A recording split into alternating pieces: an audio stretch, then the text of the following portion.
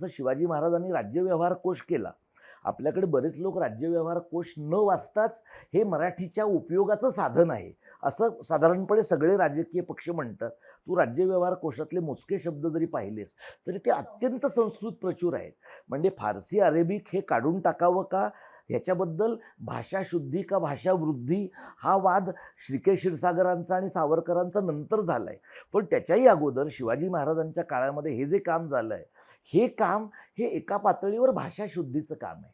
महाराज कदाचित अजून 20-25 वर्ष जगले असते तर या राज्यव्यवहार कोशातल्या उणीवा पण त्यांना कळल्या असत्या आणि कदाचित एखादी मिश्र स्वरूपाची भाषा मराठ्यांनी वापरली पण असती. त्यानंतरच्या काळामध्ये मराठी जेव्हा उत्तरेमध्ये गेले तेव्हा जेत्यांनी आपली भाषा नेली पाहिजे. पण दिल्लीचं तख्त राखण्याच्या आपल्या शरणागत भूमिकेचं प्रत्यंतर आपल्या भाषेत पण आहे.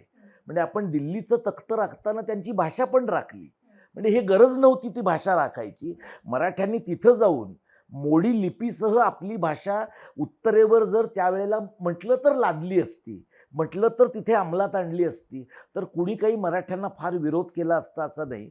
म्हणजे बिहार बंगालसारख्या राज्यामध्ये ज्याला मराठा डिच किंवा मराठा खंदक असं म्हटलं जातं बंगालमध्ये, आणि तिथल्या ग्रामीण भागामध्ये अजूनही कितीतरी काळ म्हाताऱ्या बायका किंवा आई आई एखाद्या मुलांना सांगते की झोप नाही तर मराठे येतील.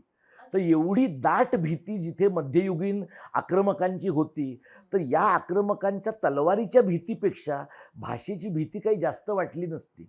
पण हे मराठ्यांच्या सम्यक आकलनाच्या अभावाचंच प्रतीक आहे की आपण 150 वर्ष उत्तरेत गेलो, 100 वर्ष उत्तरेत गेलो, पण भाषा घेऊन गेलो नाही.